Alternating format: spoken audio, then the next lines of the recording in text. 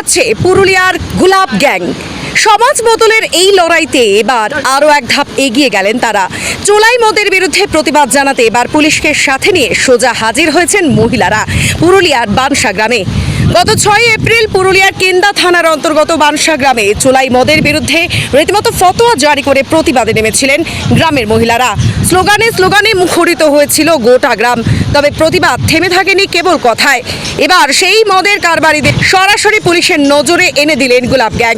আর পুলিশও সারা দিয়ে অভিযান চালালো বানসা, জ্যোতিয়াটার ও গুগুইটার গ্রামে। ফলাফল 100 লিটারেরও বেশি চোলাই মদ আর মদ তৈরির কাঁচামাল নষ্ট করে দেওয়া হয়।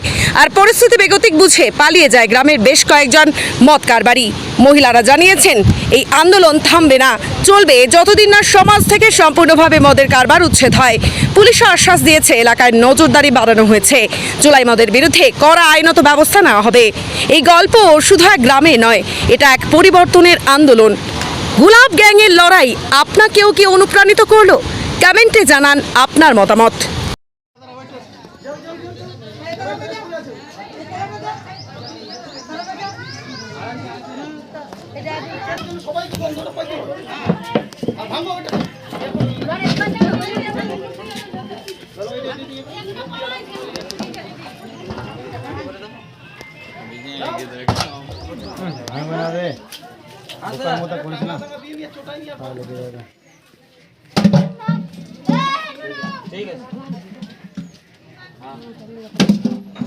हाथ पाए लेके जावे ईट दे वहां ईट दे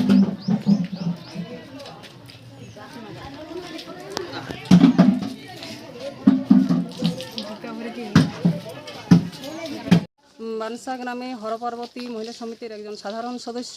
আমরা এপ্রিলের 6 তারিখে একটা মহিলাদের বানসা গ্রামের সমস্ত মহিলাদেরকে নিয়ে সমাবেত হয়েছিলাম। কারণ এখানকার প্রতিটা পরিবারেই প্রত্যেকে নেশায়, মদের নেশা আসক্ত হয়ে বিভিন্নভাবে বাড়িতে অশান্তি চালাচ্ছে। তার জন্য আমরা সমস্ত গ্রামের মহিলা সদস্যরা এবং অবাঞ্ছিত, এই অপমানিত, লাঞ্ছিত মেয়েরা সকলে একসাথে সমবেত হয়ে আমরা একটা আন্দোলন চালিয়েছি।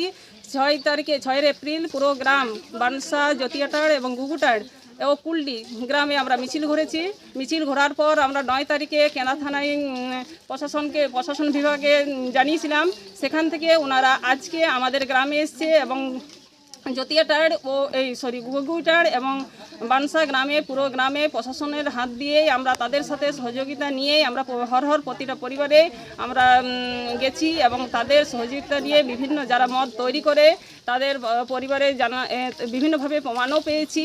আজ আমরা সকলে অনেকেই আশা পেয়েছি যে হয়তো আমরা এই আন্দোলনটা চালিয়ে যাওয়ার জন্য হয়তো পরিস্থিতি একটু হয়তো শান্ত হতে পারে।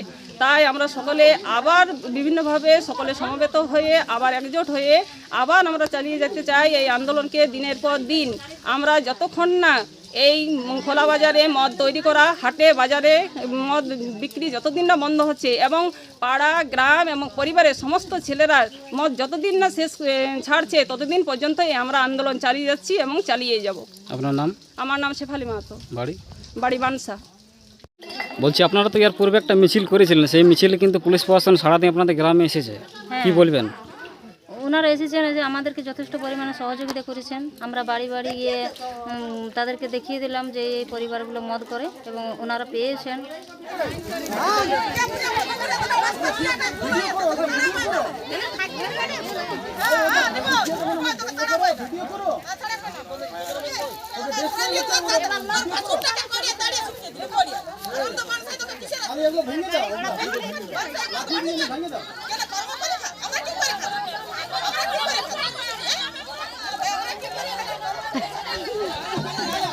বলো